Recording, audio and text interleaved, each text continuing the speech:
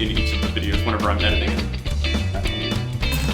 Shu, thank you so much for coming today. Yeah, of course. So I've been looking forward to this interview.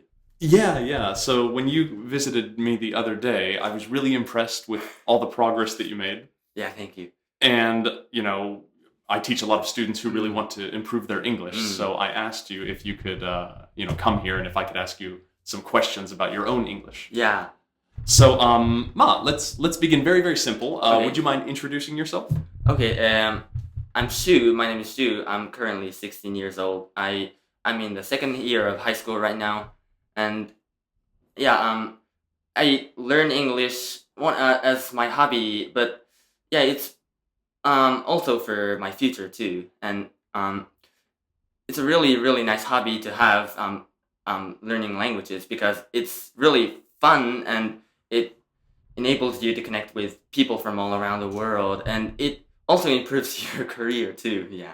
I mean, there's a lot of benefits for being bilingual. Yeah. But yeah, the thing that got me excited was that you are learning it not just for your future career, but because you like connecting with people. So I want to ask you about that later. But first, could you tell me, why you came to visit me the other day? You had some big news. Yes.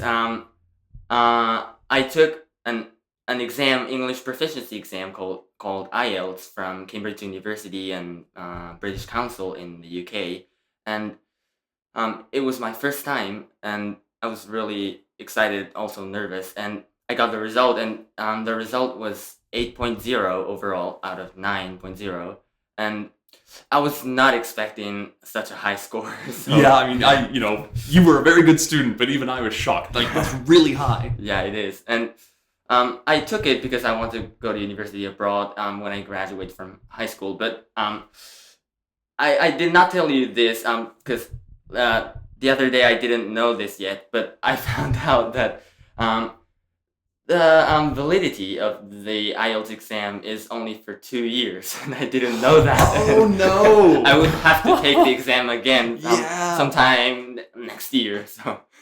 I see. Now, so you're a second-year high school student. Yes. So, is there a chance that you could just use it to get into university? Actually, no. But I'm not very worried about the score I'll get on the next exam because the score I had to get was at least 6.5, and I don't think I will score lower than that next time. Yeah, if you got an 8. Yeah. It's like going Super Saiyajin. If you do it the first time, then it's easy. So. Yeah. Next time I'll try to get higher than 8.0. I don't think I will be able to get 9.0 because it's also difficult for native speakers to get 9.0. At least I heard so. So I'll try to get 8.5 overall. Oh, that's amazing. I wish you the best of luck. Yeah, thank you. I think some people watching this might not know the IELTS, in detail. We know in Japan, the TOEIC and the AICAN are very popular. Yeah, the TOEIC is, aimed at sort of using English for business, and AICAN is aimed at a wide range of people, but from junior high school to English teachers. Yeah. But what about the IELTS? IELTS, while AICAN and TOEIC is the two main really popular English proficiency exams in Japan, overall,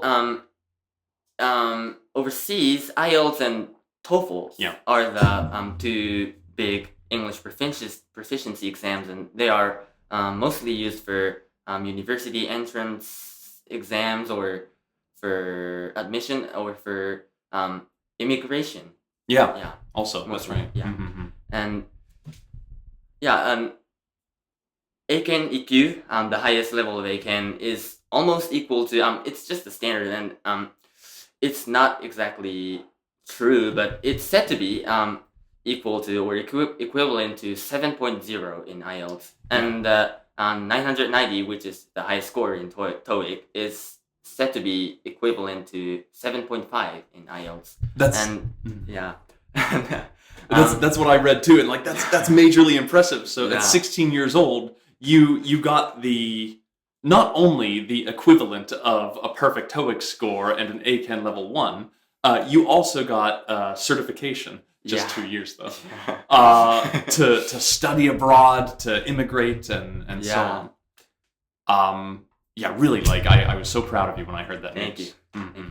So, but that's a very amazing achievement. Mm-hmm. So today I wanted to ask you some questions about like how you got from the second grade 8-year-old boy that I was teaching 10 years ago to this level. So I see that you brought some books. Obviously I've done many research, and I did study really hard, but I've used some really many materials, but I brought some of them which were particularly good. Oh, okay. I think, and the best book to learn English for Japanese speakers is this one. Which camera should I show it to? Actually, Okay. let's do this one. Yeah, let me make sure that you can see it clearly in there. Yeah, this book. Perfect. Yeah. Yeah, this is the book I want to recommend firstly, and it's the title is 英語耳. Yeah, I think you can understand it. And Sure. It's mostly about listening, being able to understand what it's said in English, but it's also a very nice approach and method for improving your pronunciation. And this is where I got my pronunciation. I use right now. I speak with right now. I see. So he has like a really comprehensive approach to teaching that sort of thing. And he teaches how to be able to listen to English, but the method is really unique, and I think that's really effective. He says that to be able to listen to what is said in English, you have to be able to pronounce correctly and know the sound correctly. So he says that his opinion is that if you can't pronounce a sound in English correctly, you won't be able to distinguish. I see. And it's really tough to complete this method, and the great thing about this book is that it doesn't end. The method it teaches you continues continues forever, and I still follow this method, and it's kind of hard to explain it without you reading it, but So it's kind of it's a method that it gives you some hints about how to deeply understand pronunciation. Yes. And then it gives you advice about how to practice it even outside of the confines of the book. Yes, and it also teaches you how to improve your English comprehension, how to be able to understand English more effectively. And these books I have right here are all the books that this book recommends you to read. Okay, I see. And my almost entire my English learning journey is based on this book. Okay. And so you actually have like a guru. Do you know the word guru? No, I don't know. What does that mean? So a guru is like, it's a very wise teacher, somebody who deeply understands their topic. And Mr. Matsuzawa, he basically taught you the key points that really made you passionate about studying English. I also have such a person for Japanese. Okay. And, I was studying Japanese through textbooks when I first came to Japan, but I kept giving up because I just wasn't so interested in the material. Okay. But one day I found, it was a blog actually, and he explained some ways to study Japanese. But more than that, he taught you how to go forward, without his blog or book or something. And that's really what started my study journey. So I deeply understand what you mean about this being kind of the starting point. Yeah, it's a really great. It also is a great guidebook through your English learning journey. And it can also be applied to other languages you're trying to learn too. And I use the method for German too. You said Shu also, by the way, is studying German, and soon you will. I'm gonna travel to Germany in 2 weeks, and so these days I've been practicing German more than English. I've been concentrating on English rather than German. Rather than on English. So my English has gotten a little worse. Yeah, no, you're doing just fine. So my brain is in Japanese or either in Japanese or German mode. So sometimes I stuck in words. Yeah. That's for European people. I think that's quite natural. Yeah. And so Ma, let's stay a while here. Okay. So he recommends some of these books that you showed us. And what does he recommend that you do with the books? It really depends on the level of your English comprehension, but to be able to listen to what is said in English, he says that there are 2 things you need to be able to do. Firstly, like I said, know the correct pronunciation and be able to pronounce yourself. And the second thing is to be able to understand English quicker than it's said. So it recommends you to read books in English. But the way he recommends you to read the book is quite unique. It doesn't. It tells you not to look up a word you don't know. Oh, okay. And I've heard other methods that have recommended this. Tell me about that. Yeah, and obviously, if you're reading a book that is which is pretty difficult, Harry Potter is not so difficult, but if your English is not very great, and if you're reading Harry Potter, you would encounter or see many words that you don't know, and you won't be able to understand anything going on. And that can be quite intimidating. Yeah. So to be able to read a book without looking up words, you have to be able to choose a book that suits your level perfectly. And that is the most difficult part, I think. And there are many books that can help you with that. For example, this Ladder series. I have a few as well. These are the so-called graded readers, right? Yeah, graded readers. Japanese version, graded readers. And it has glossaries or dictionary of words used in the book, and it's like the name graded. It's graded according to the level of the English vocabulary and grammar used. So it helps you to find a book that suits you the best. And the main goal here is not to study the words. So you have to be able to understand English quickly. So you have to be able to read quickly.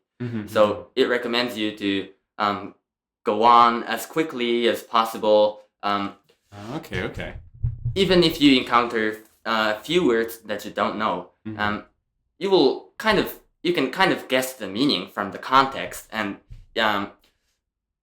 looking up every word you don't know can be kind of stressful, and it keeps you from motivated. It doesn't keep you motivated. So that's right. That's right. In fact, I tell especially my adult students, I tell them this all the time. If you want to understand 100% of something as you're going through it, it's going to zap your motivation. Your motivation is your gasoline, basically. And if you don't have any fuel, then you're not going to reach the end of the book. True. Yeah. And I think people understand this because in school, for example, if we're going to play basketball, the PE teacher doesn't say, everybody sit down and please open up your basketball book, right? No, he tosses you a basketball and you catch it, and then you learn gradually by doing. Yeah. And and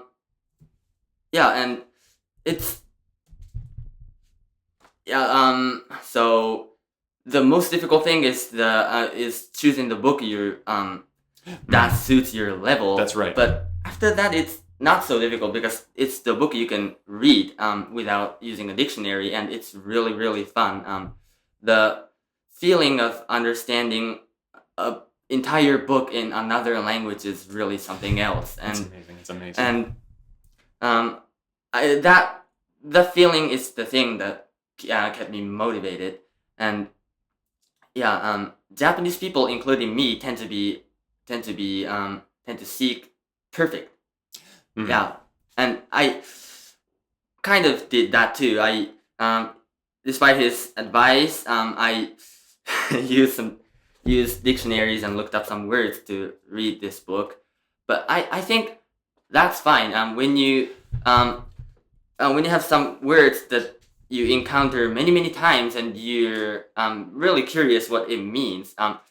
If you've encountered that word many times, the chances are the word is really important and really everyday daily use. So yeah, I think that's fine to look it up on the dictionary. Yeah, the balance is important, balance, right? Like yeah, important. you can't slow down so much that you'll never reach the end. Yeah. But if you can check sometimes, then it's no problem.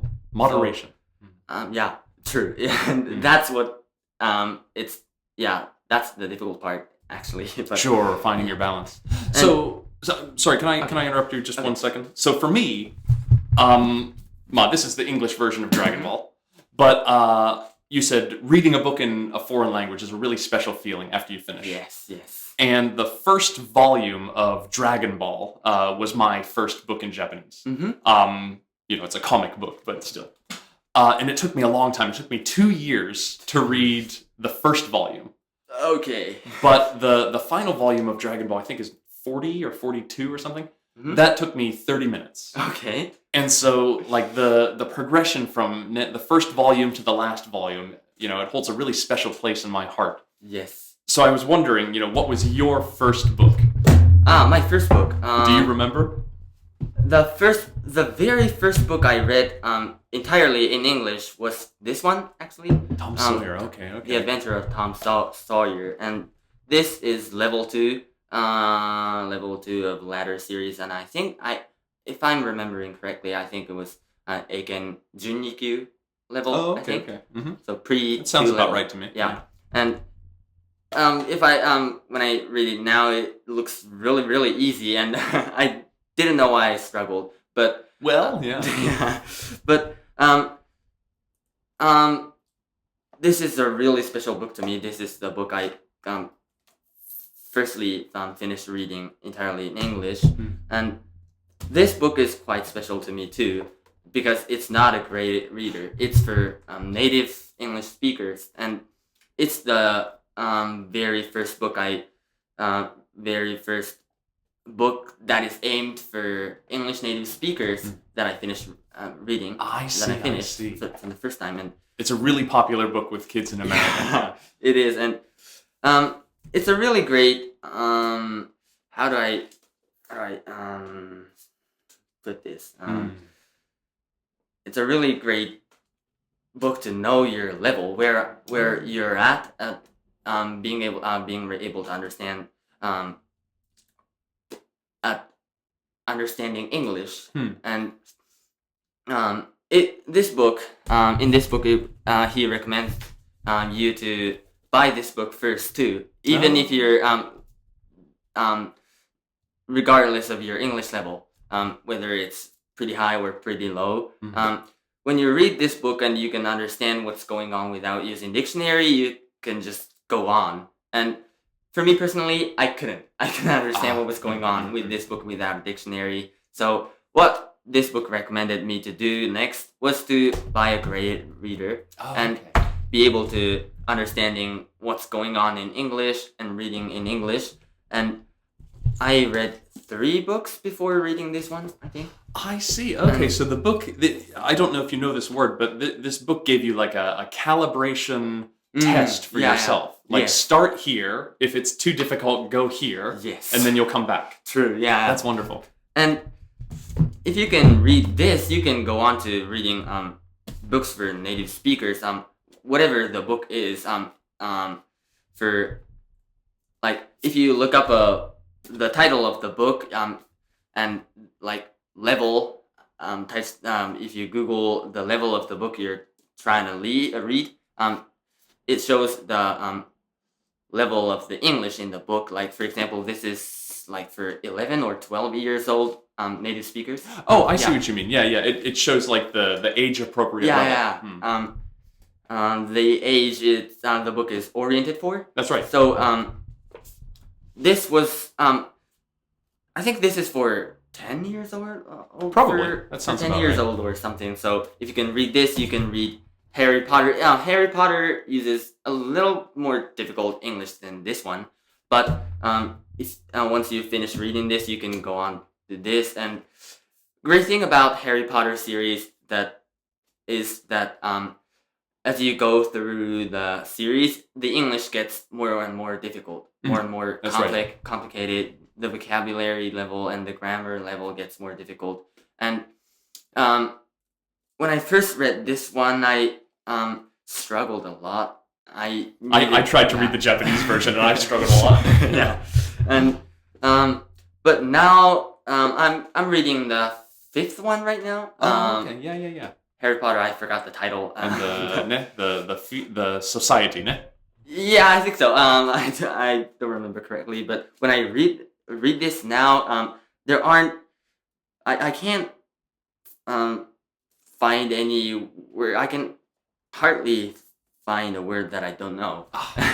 So like even though when you first read it, there were several words that you didn't know, the experience of reading it builds your vocabulary. Yeah. And now it just feels natural. And the most difficult thing about this reading books in English or whatever the language you're learning is the feeling that you're not progressing at all. You'll definitely get that feeling, but I have gotten that feeling many times. But once I get back to the book I struggled with a year ago or something, I always find out that I've made such a progress. Yeah, and it's like climbing invisible mountains, right? Yeah, and you're like, oh, I see, I'm at a new mountain. Yes, and that feeling is really quite something else. Sure. Of course, just reading books and practicing the pronunciation only doesn't improve your English. You have to know the grammar. And the really great book to learn English grammar is this one. Yeah. Let me make sure that's in the camera. Yeah. A little bit up. Okay. Perfect. This Grammar in Use series. Personally, I use these two, but it doesn't have to be precisely these two. I chose these. I didn't have. It has both British and English, American English version, and I chose the British one just because it's the standard one. It's the original one, yeah. It's the original one too. So I chose, and I found out that there aren't much difference. It's almost the same. It's Yeah, almost some the same, spelling differences. Yeah. So you can do whichever you want to use. Yeah, definitely. And it also has summary of differences between American English and British English too. So yeah, the one thing you have to worry about is the level, and this is the essential grammar in use, and it's the lowest level. That's the level 1, right? Level 1, yeah, and this is level 2. I don't have the third level, the highest level of. Yeah, that's advanced, right? Yeah. Advanced grammar in use, but I don't think that's necessary. So, we're having an interview about a very, technical topic. And, you just did these two. So yeah, I think suffice. The advanced one, is unnecessary. These are essentially the only books, the only 2 books I used for English grammar. I'm so happy to hear that. These are I think the best English grammar books in the world. This series is really nice. The thing that's really good about this book is that it's all in English, and it helps you to be able to understand English in English, not by translating into your original native language, your mother tongue. And I used to translate English into Japanese before understanding or speaking it. I used to use Japanese to interpret English. That's right.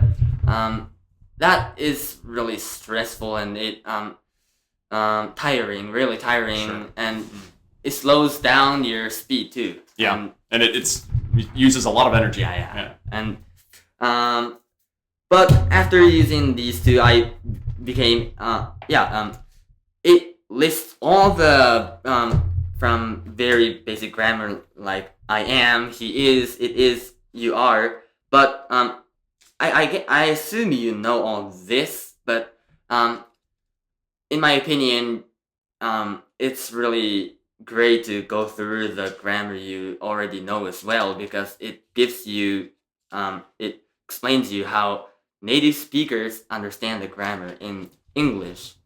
And the thing that I particularly like about this series is that it doesn't explain the grammar in a deep way. It just says, here's a situation, here's the word you need, here's a question. Yeah, and it helps you pick up the grammar from the situation given. Exactly. And it lets you guess what the meaning is and what's going on. That's right. Yeah, and that way you can memorize the grammar better. And the next one has a little bit of explanation too. Yeah, it obviously has, when you compare it, it obviously has much the mid-level is less pictures and paintings. And so these ones, each lesson is basically 2 pages, page A, page B, and you're finished. And the left page is explanation, and the right page is exercises. And it looks like I didn't do anything. I was looking at that. Yeah. But this is because I used the ebook version. I see. It gives ebook too.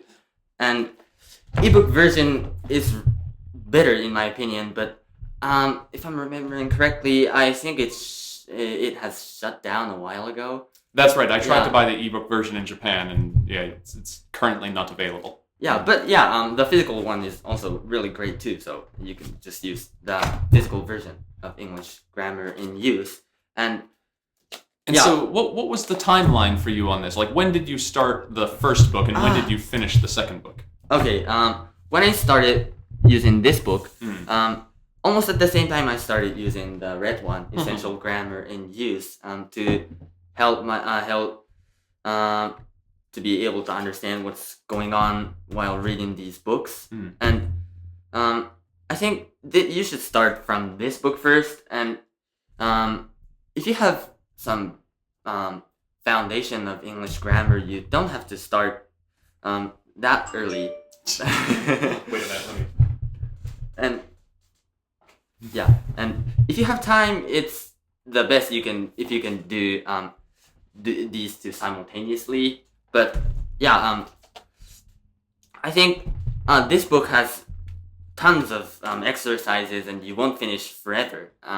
So it takes ages to completely finish what's going on in this book. But the first part of this book is about the pronunciation of English, like each sound English has, every sound English has, and it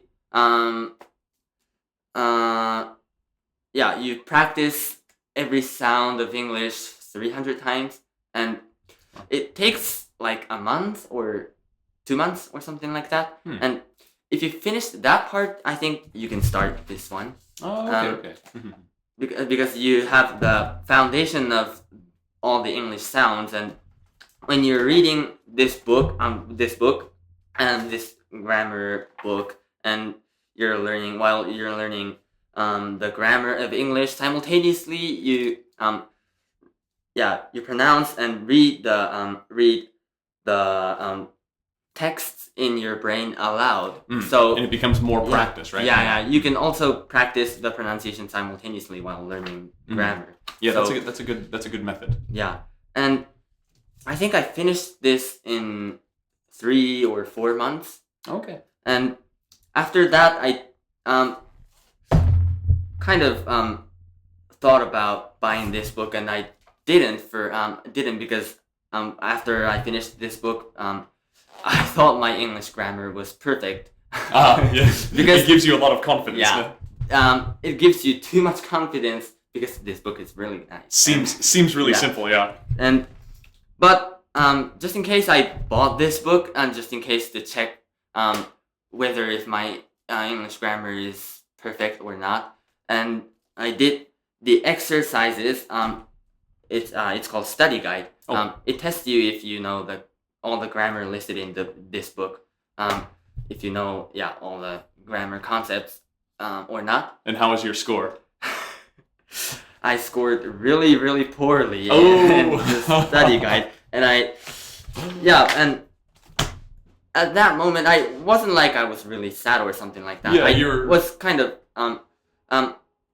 glad that I bought this book. Yeah, you're interested. It's like there's a whole new country. Yes, right? yes, and this one's really nice too.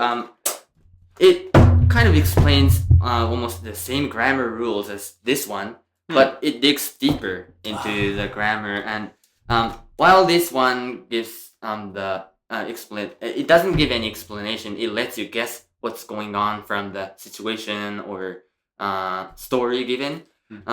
This actually explains what's going on. So you will be able to correctly understand or perfectly understand what's going on. Actually, I don't have so much experience with this blue level book, the mid-level book, but I'm glad to hear that because that makes sense. The first book is designed for true beginners who can only read words.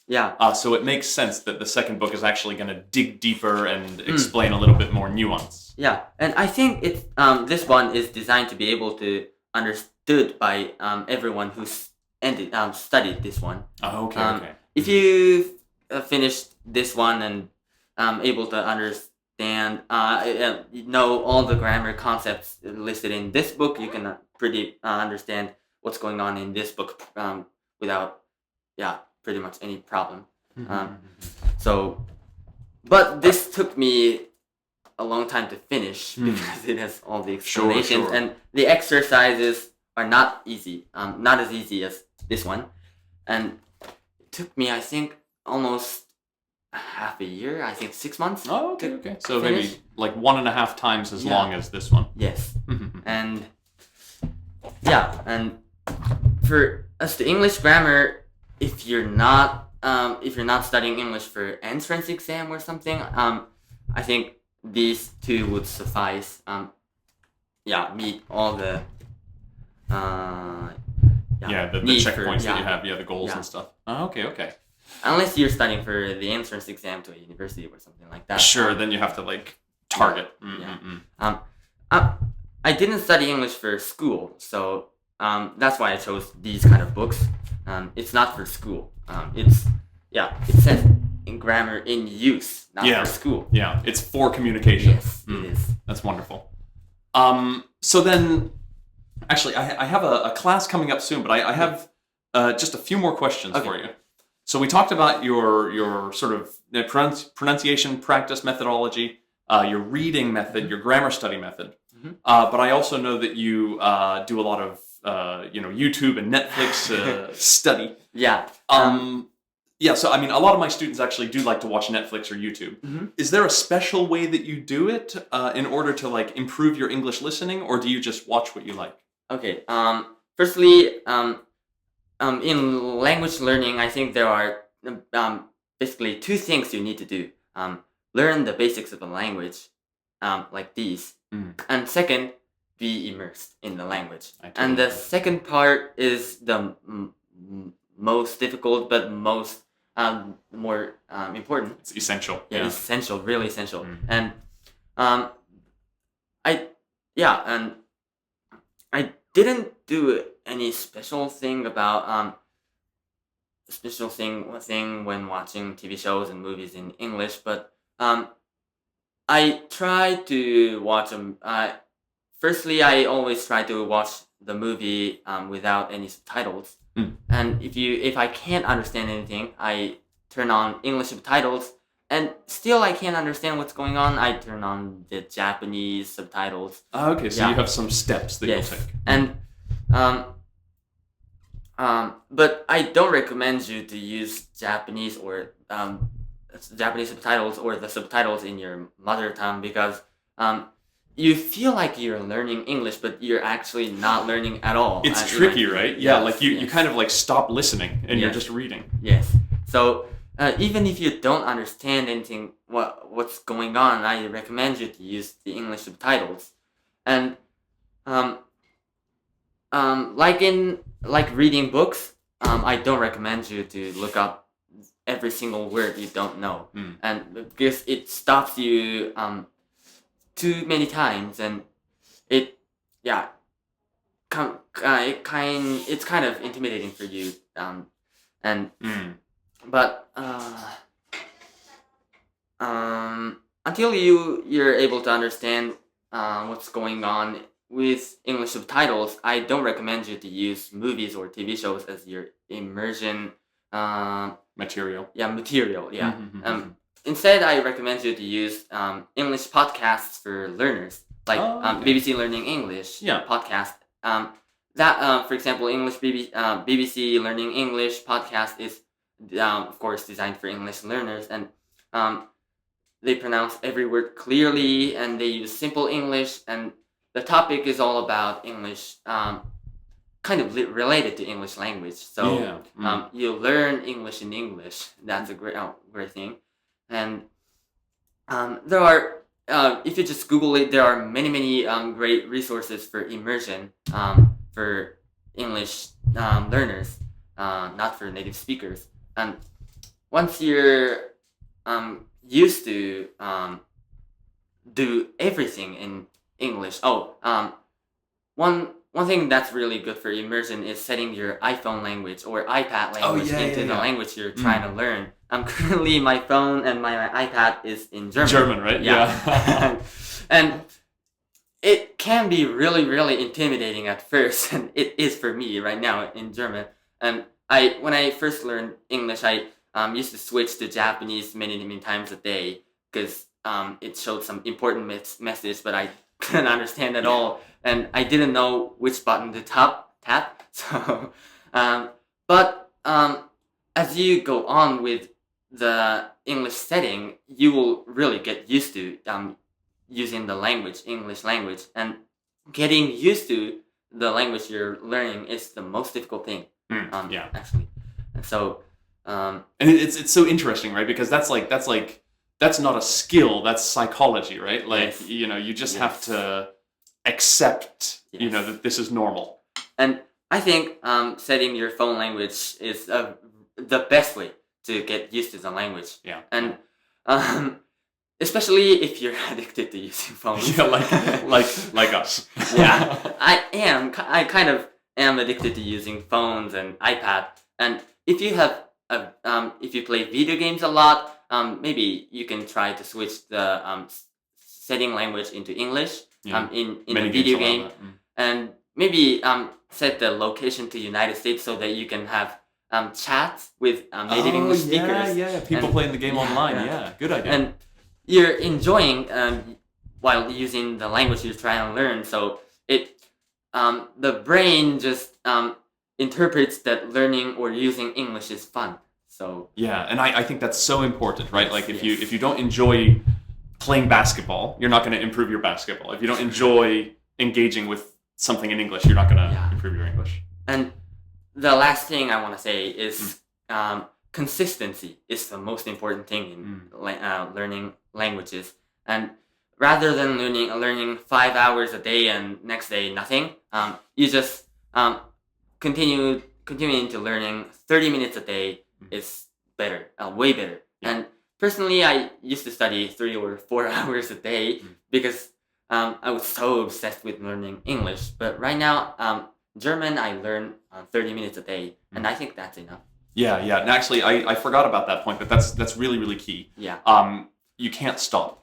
You can. You're trying to go to the top of the mountain. If you stop, you're not going to make progress. Yes. So if you can't do 2 hours, do 30 minutes. Yeah. If you can't do 30 minutes, do 5 minutes. Yeah. But don't stop. Yeah. If you can start with really small things like 5 minutes reading easy books in English, and even if you think it's too small, as you continue reading books for 5 minutes a day, for example, you will sometime in the future you will feel like you can do more, and you will just increase by naturally. Yeah, exactly. Yeah, I think that's really, really good advice. Consistency, things that you enjoy, not just reading grammar textbooks because like that's important English, and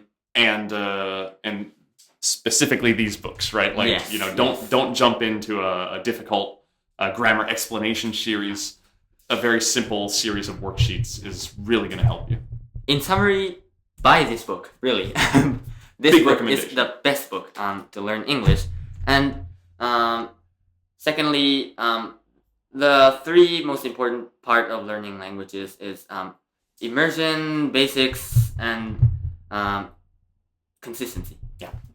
Shu, I really appreciate your time. Yeah. Thank you for sharing your experiences and your findings with our students. Yeah, I hope this interview can help someone learn another language. Yeah, and I really enjoyed today's interview as well. Yeah, same here. And good luck on your German adventure. Thank you. All right. Take care, Shu. Thank you.